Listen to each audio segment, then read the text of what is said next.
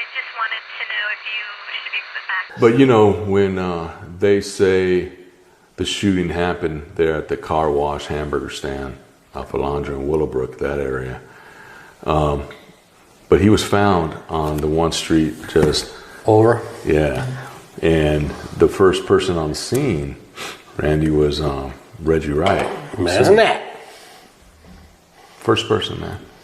And he was shocked when he saw myself and Pilcher there at first. The first unit to show up, undercover narcotics officers. Wow. You know. I did not know. Yeah, and he was dead. They shot him up good.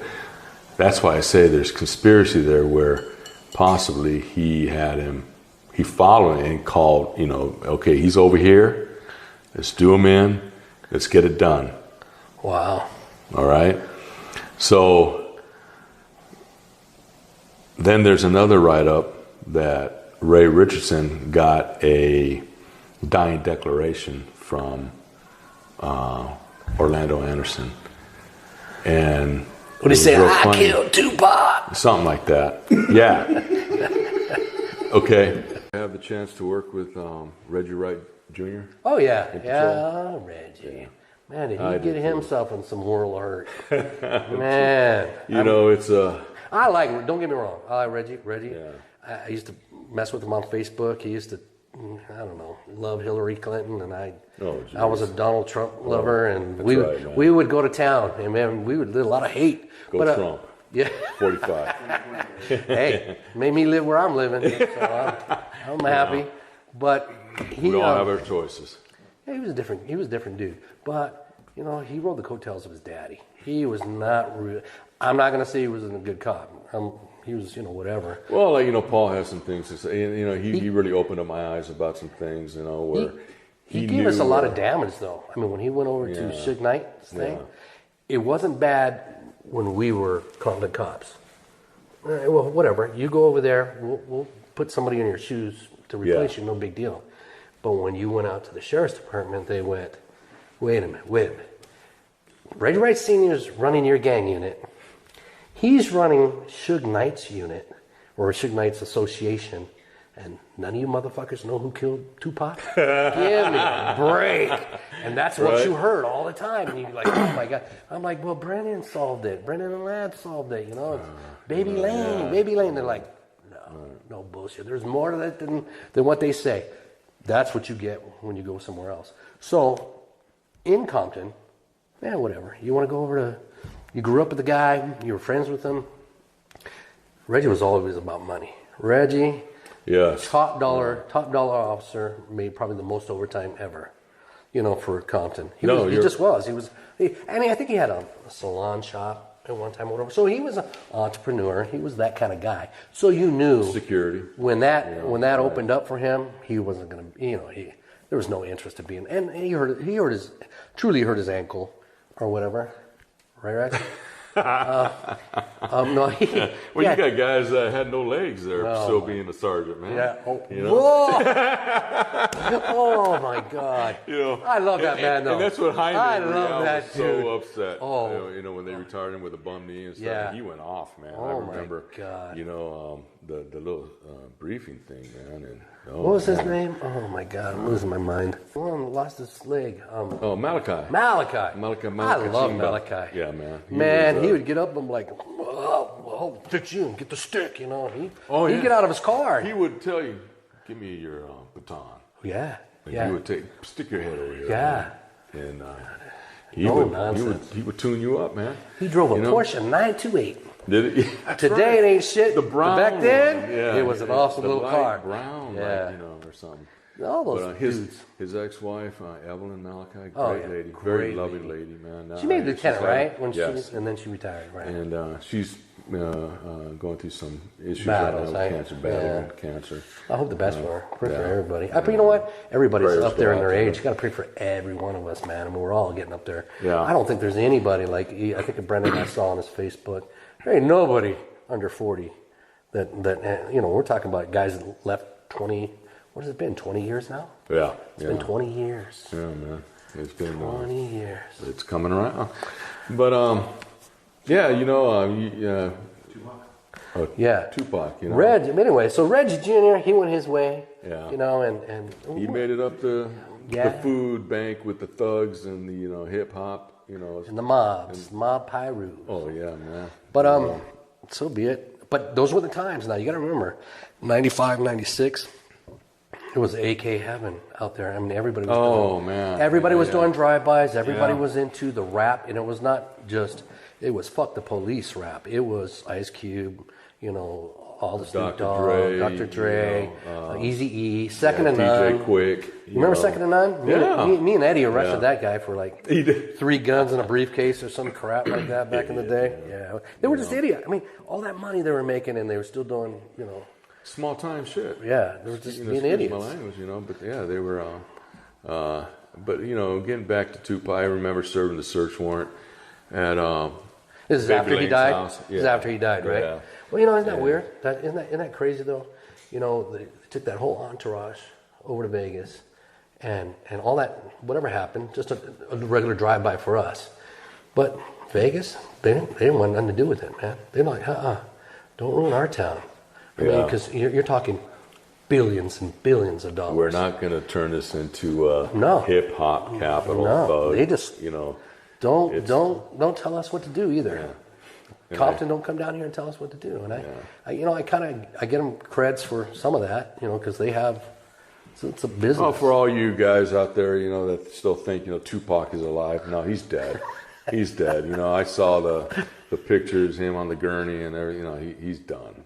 He bit the bullet. No, but no, as far as he's not hanging out with Elvis. No, he ain't out there in the Bahamas, you know, doing some little hip hop shows with what they think, you know. So just remember that. Biggie Smalls. Oh, jeez, yeah, Biggie's dead too. You know, with the Biggie homicide, you know. Well, here's the problem with that. Go ahead. So, 96, both those cats kind of boom. It was like 6 months between the thing.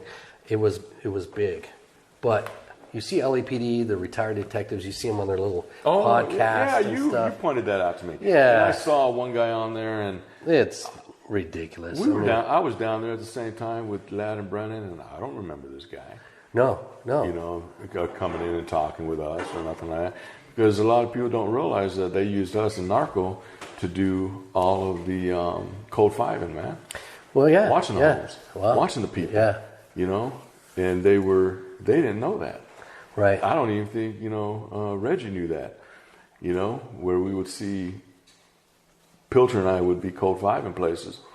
You know, that code 5 is stakeout. We're just watching homes and watching people, their movements, following them, going everywhere.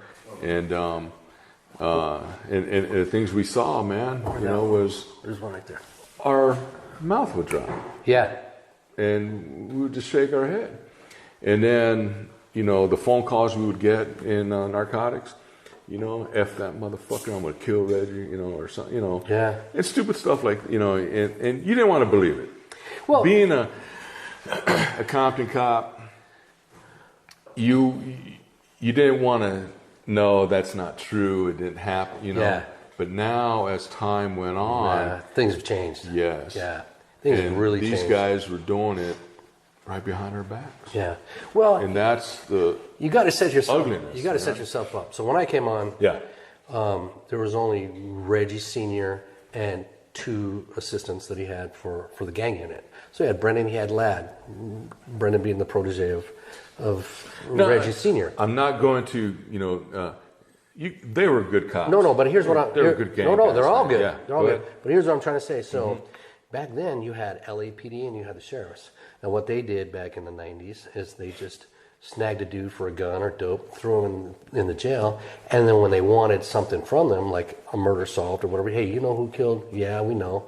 Well, we want you to testify. And if you testify, we'll go ahead and drop this charge. Well, they're like, fuck that. Yeah. Well, Reggie kind of was the genius ghetto guy because he said, hey, I only got 2 guys. I got to do this different. I can't do that to everybody. So he'd get somebody on a gun, take the gun and go, meet me back at my office in about an hour. I want to talk to you. And, you know, he would go, look, I know the game, I know whatever, but I need the gun from whatever shooting this was. And I know you know where it's at. You help me, you're not going to be in any of the paper, any of the nothing. And that's how they got along. And so they were able to solve a lot of murders that way by just his his swayfulness, and he knew everybody's mama. And he did. He'd go, by the way, I know your mama, and your mama ain't gonna like it if I tell her what's going on. Maybe because he was the daddy. You never know. But he was kind of a genius in that way for that little department getting it done. So you got to start off there, and then of course then Reggie Jr. came in, or whatever, and. But what I hear, from when Reggie Jr. came in, he had a coattail on him, man. Yeah. I didn't know that until some of the guys were telling me, and he still got hired on. And but everybody knew everybody's daddy then, and it was because how many brothers or how many sons and fathers worked there or brothers worked there? You had Paradin, little Paradin, and you had all these. So Dobbin. Yeah, and Dobbin, everybody, hey, do me a favor, so let's straighten this kid out and let's do it this way. So I get that part. I really do. What happens after that, though? You go from being a cop to... Well, he went to gangs, right away, too. Did he? Yeah. Within a year and a half or something after he worked with gangs. And that's when, I guess there were some issues there and some stuff arising. It was a hard time, and you still like shook your head like, geez, man, But again, getting back to the solving of the crimes, it just seems like it was just washing. Well, and then another homicide would happen, they'd wash that, and then another. I mean, they'd still get the conviction, the arrest, the indictment, and the conviction, but. Then it would just keep going. But as these homicides were getting solved, how did just these two guys miraculously get everything? Yeah. Well, hey, man, I give them kudos on a lot. But then when like Reggie did his thing with Suge Knight's entourage, to me it wasn't cool. To me it was like, you spit on your badge and to go. It's all about money, and I get it. I kind of get the money thing, but after that, now you hear 25 years later, everybody wants to know who killed Tupac. What's conspiracy theories? Cut it out. I know. Stop it. All this Shut conspiracy up. theories. Go on to something else. And that's the the whole gamut. It's like, oh my gosh, we're still trying to figure this out. Yeah. Knock it off. Yeah. It's what is done he's is dead. done. Here's my conspiracy. Go ahead. Here's the real deal. You really want the real deal? All right. So you have Junior working Suge Knight's crew. You have, Senior working gangs. Here, nobody knows. They all come up with Baby Lane. But yet, here is Suge Knight in a car, baddest motherfucker on the planet, gangster, whatever. He hears gunshots. He looks over. He sees his main money figure getting shot up. He takes shrapnel to the head. He's getting all shot up and everything. And Baby Lane lives, and Keefy D lives. They live. Yeah. Didn't you see Suge Knight just run a dude over for getting in the way? Run him over and killed him, right? Right. But Baby Lane and Keefy D lives. For what reason? Well, how did they ever walk around? I think Keefy D ran around, or Baby Lane ran around there for what? Almost 2 years. Not a scratch on him. Nobody did nothing to him. Mm-hmm. It was a whole other set that killed him for a whole different reason. KBD's still running around today, alive. How is that? How is that the baddest motherfucker on the planet, the mobster, good old Suge Knight, letting these guys run around? Yeah. There's where your conspiracy gets filed in there. There's no way. If I was Suge Knight, you motherfuckers would have made it 3 days. I mean, I would have killed everybody up in there if I was Suge Knight. Right? If he's such a badass or whatever. That never happened. No. Keefy D's running around today. Shooting his mouth up. Yeah, it was Baby Lane. Well, how was that? How was that? I was in the car, but it was Baby Lane. Mm-hmm. Yeah, how was that? Oh, it was both of them, man. There was bullets flinging all over the place, man. Well, but see, here you go. So there's where the conspiracies lie. And you go, okay, well, so Suge Knight just went to jail for 9 years over this. He kicked Baby Lane's ass, get one kick, did 9 years for the guy, and never touched him, never touched Keefy D. Yeah. Yeah, it doesn't make any sense there. Yeah, we got to get into more of that later and really just tear it up and maybe bring in some other guys in their conspiracy. I don't know shit. You know, yeah. I was in the air most of the time. I don't know shit, but I do know bullshit when I see bullshit. Right. You know, and that's all I'm saying. There's more to that story than meets the eye. That's and right. even like Reggie Jr. bragging on these podcasts. Well, you know. It sickens me. Yeah, you well, know, I just, you know, because I was friends with him for a while, man. I mean, we lived in the same city. I'd visit him, you know, Right. go, you know, hang out, and I think it's a money what thing. are you doing, man? It's just a money thing. Yeah, it has. But to it gives be. us a bad rap. Yeah, and You know, other agencies see that and they go, yeah, okay. We relate what we see on TV to all of you, Compton as a whole. And it's not. It's not that way at all. You know, and then now, you know, I still remember.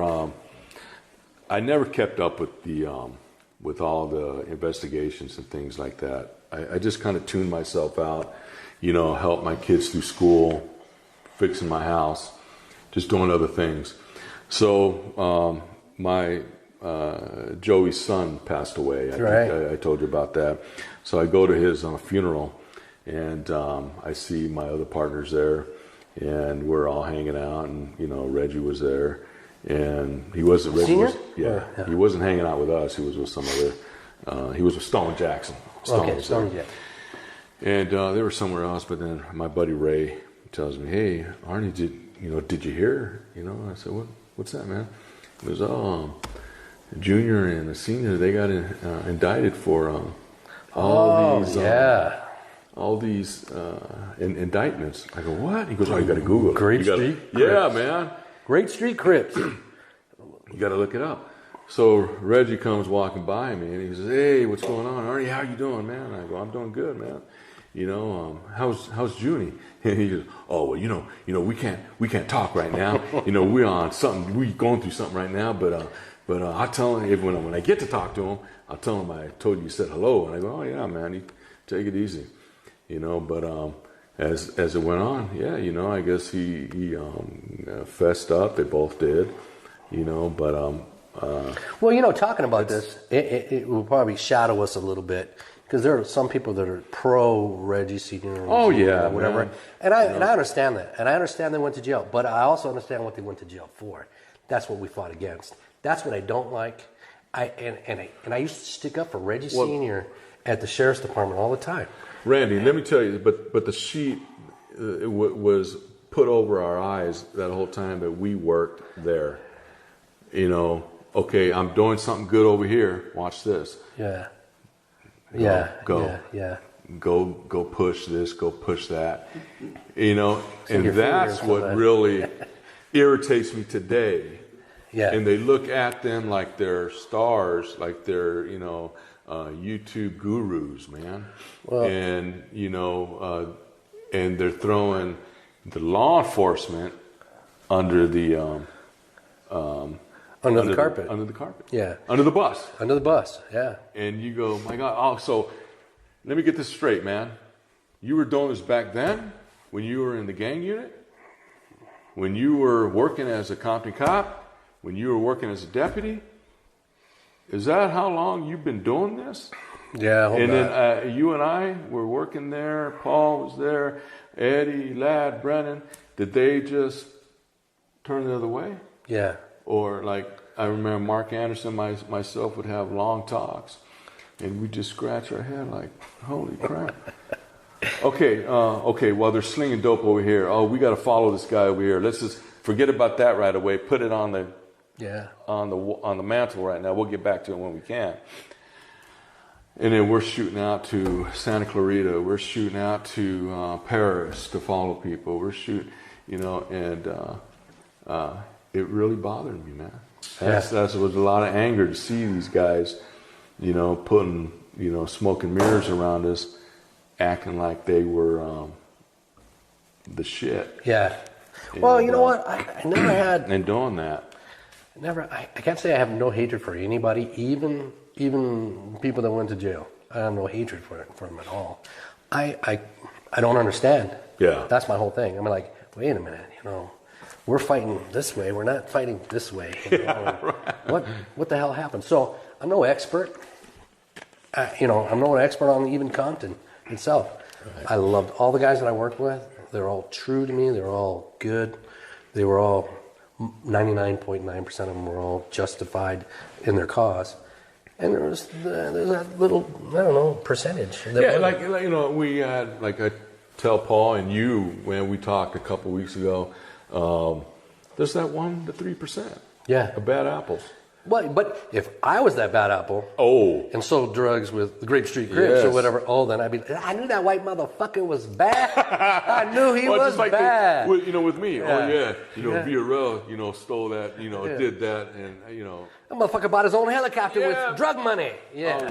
I could see that happening. You just go, oh, man, I couldn't believe it, So some of the guys you named earlier, I was, I shake my head at them. Okay, well, you're so damn good, but you're investigating the wrong person. Right. But, and I got to say, I don't know, the times were different then. Yeah. 90s were different, man. It was crazy on the streets, crazy in the locker room. It was crazy as crazy does, man. It was crazy. How did they get into power? How did the Wrights get into power with them being so cool? They even had another brother. They had another brother on the department, right? Yeah, Giles. Yeah. And Giles and I have a good relationship. He seemed, to be up and up. Yeah. Very smart guy. I'm sure they all were. Yeah. I'm sure Reggie, being Reggie Jr., swayed by the money, swayed by whatever. I think he tried to do the right thing even with Suge Knight, but I think the wrong things happened for the wrong reasons. Well, I remember, I would ride with Reggie on Graveyard, man. We'd be partners a lot of times. And he would have to go see his grandmama over there off, where he grew up at, Mob area. And then he said, I got to go see Suge, man. So Suge lived right down the street from him. And we'd pull up down there, and he'd get out of the car, and he goes, you can wait right here if you want. I was like, man, I'm cool. So I'd sit in the car waiting for him, and Suge would come out of the back area. Oh, what's up, V? Hey, what's up, man? And then Reggie get in the car, and, hey, what's up, man? So you going to come work for me? Work with us? And I was like, what the hell? I didn't know what he was talking about. I'm not even black. Yeah. I didn't know what was going on with Reggie. I didn't ask him his off-duty stuff, until one day I asked him, what the hell is this guy talking about, man? Suge. He says, he's, we're starting this Death Row record label, man, and, I'm doing security, and if you want to come on board, man, that's fine. And he told me about how much I would be getting paid, working a couple of days during the week. And I said, well, man, that's good money. I said, but I'm trying to put these motherfuckers in jail. I don't want to protect them. No. And I said, exactly right. So we would ride together. I mean, it was a good 6 months, man, every day. And finally, he says, hey, we would go back and forth. Well, what do you think? Every once in a while. I said, Reggie, I can't do it, man. I'm just going to, try to promote here. I love narcotics. I just want to go into narcos, and he says, yeah, he goes, well, you're going to be going pretty soon. See, he knew. Oh.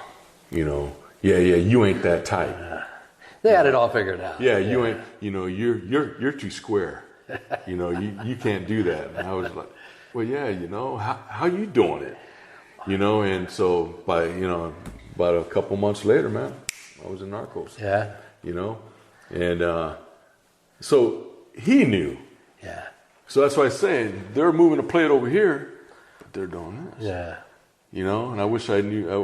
I think I was too gullible, like you. I just want to go catch a guy with a gun. Yeah. Get a G-ride. And I wanted to survive. Yeah, and I wanted to survive. Keep my job. Yeah.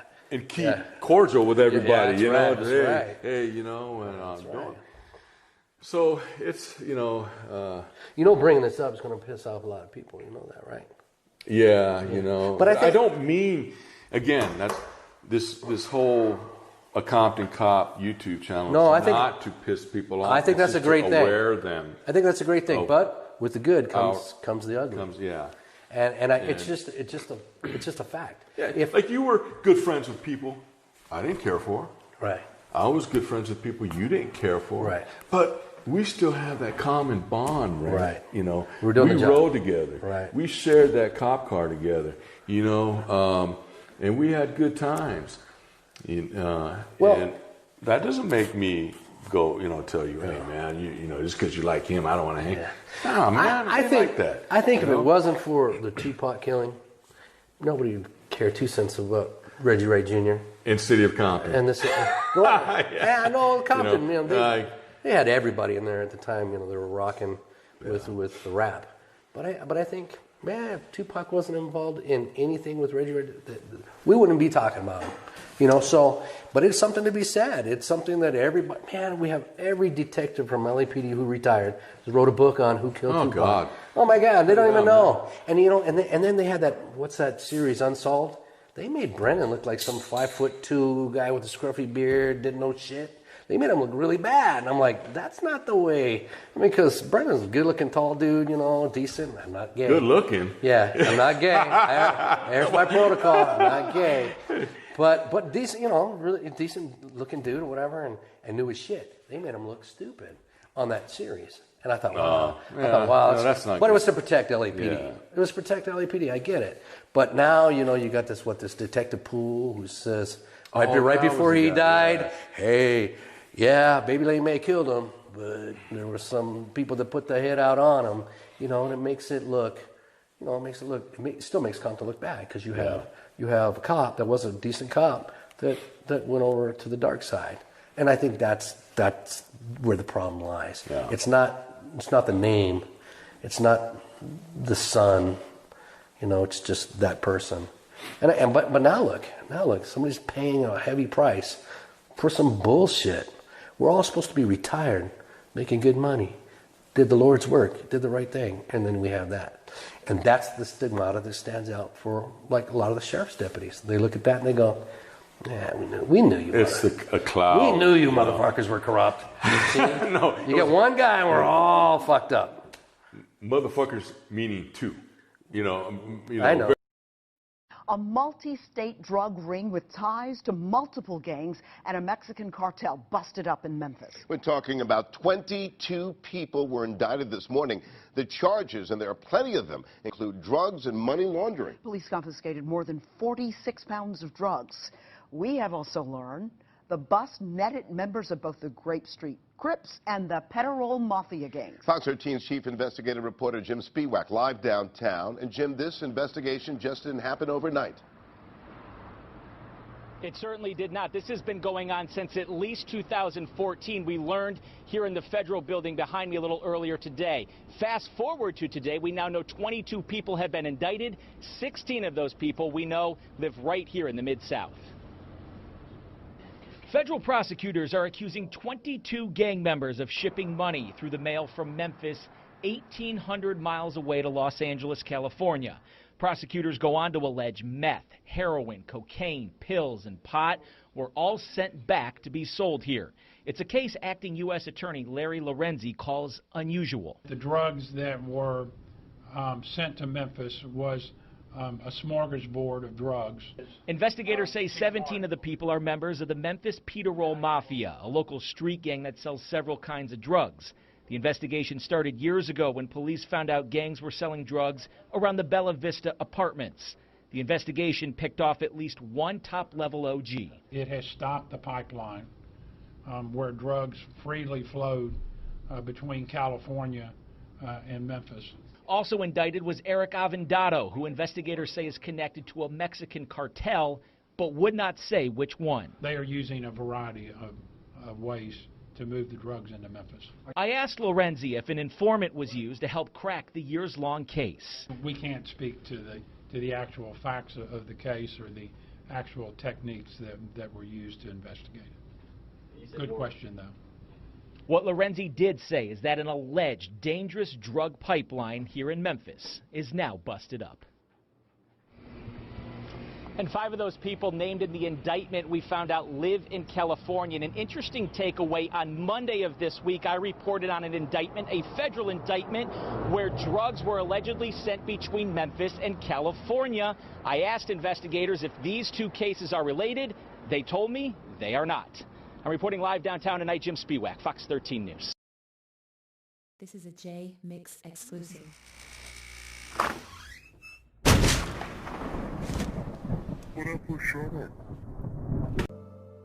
Man, I've been following with great interest. You know, Russell Poole wanted to apologize to you.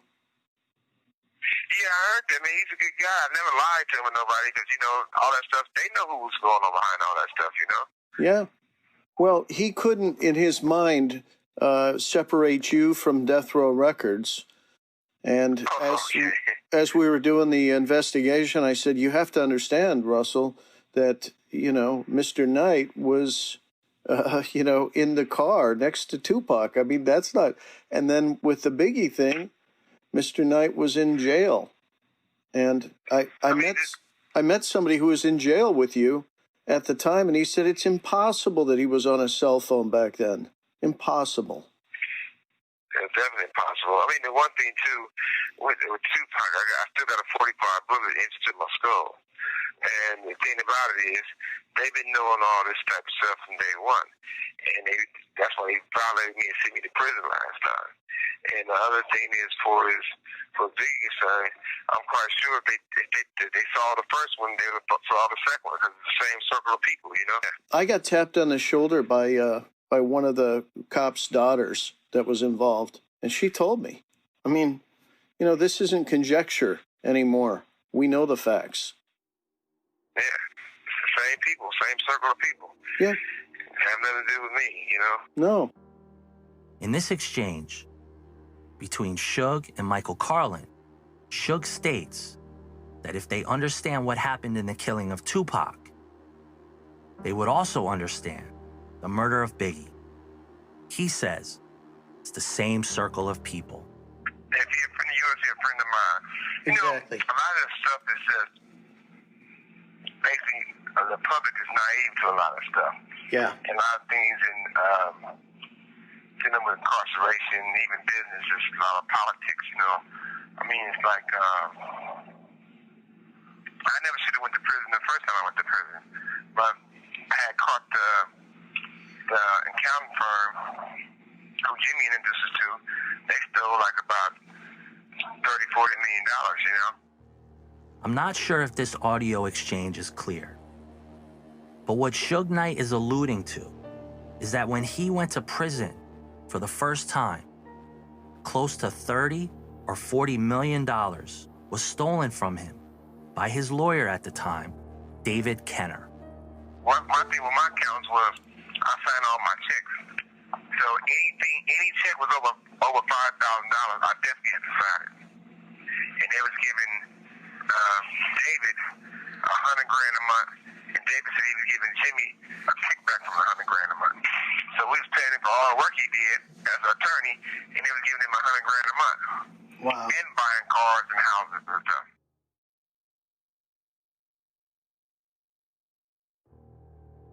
When Suge talks about David, he again is talking about notorious criminal defense lawyer David Kenner, who was Suge Knight's fixer.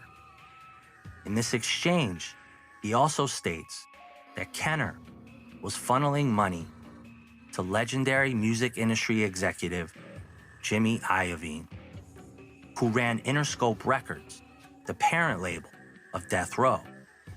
Iovine also started Beats by Dre.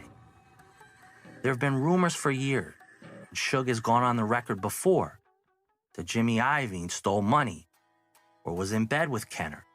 Again, these are rumors. Wow. So that played an effect on me getting a violation when I shouldn't have got a violation. Well, that whole Orlando Anderson thing, man, I mean, it was really bullshit. Yeah, I mean, even when he came in, they put him on stand, and the judge asked me, said, do you know Suge Knight? I said, you don't know Suge Knight. I said, what did he do? The only thing he did was help me and save my life, which I basically did because, you know, Pac was my little brother and the #1 artist out on the bond, And if he would have got in trouble, he was going back to prison. Yeah. So I knew it was cameras everywhere in Vegas because I went to UNLV. They just take us to the top and let us watch. So, I was breaking up saying, cut that bullshit out right in here. But at the same time, they just played with the thing the way they wanted to play with it. And see, the thing is, those guys, if you go back and watch the film, they was already stalking Pac, watching him. So that just tipped the iceberg when something happened. But there was a plan already to do something to him. Yeah. And that's why, like I said, I had two of the toughest guys for him, and Reggie pulled them off on me. It didn't have to happen. I told him to send 5 guys from the club to there, and they never sent nobody. Yeah. And Frank blocked us in purposely. Later, he told us at the streets. They told him to do it. Yeah. His constant, hey, Frank got so bad he died. Oh yeah. No, absolutely. And Michael Moore. Yeah. And then Perez and them was all involved. They were trying to kill me too, but see, because Perez and Reg was good friends, and Perez and Sarita and Reg is great friends, and so all those three together was trying to plot. Yeah. Exactly. Russell got it right before he died. Yeah. Yeah. Well. And the sad thing about it, Orlando wasn't even the shooter, No, exactly. No. And it's said that, but that's not at all. He was actually a good kid too, Yeah. This audio you just listened to is the most important exchange to take note of. Suge Knight implicates LAPD cop Rafael Perez, his ex-wife, Sharitha Knight, and Reggie Wright Jr. in the killing of Tupac. He alludes again that if you understand the power struggle that was going on at the time for Death Row Records, you would also understand the role Reggie Wright Jr. played in all of this. This is the first time that Suge Knight has implicated Rafael Perez. What is interesting is that he puts Perez in the middle of the shooting of Tupac. I want to be clear that as of now, I have no hard evidence as it relates to the murder of Tupac in Las Vegas. Yeah, my judge said he watched the tape 97 times and still couldn't say I did anything. Yeah. He asked him, could he just give me less time, like 1 year, or back on probation? And the lawyers never said, yeah. They all kept saying no, but that's not true. He could have. Yeah. And I got the paperwork to prove from 2 different DAs and all attorneys. I never had a firearm when I went on probation for it. A lot of part of the history need to be shown, need to be said, because it can help people in the future, Well, the truth is actually the best story that's ever been told, I believe. Oh, always. Yeah, always, definitely. That's why I'm saying that's why it's so important to get these things out, and you're the right person to do it, because the truth doesn't just stop with one person. No. The truth put the law down, the facts down, that they don't keep happening again. Well, think about it. You got drugs, guns, you got jealousy, you got music, you got,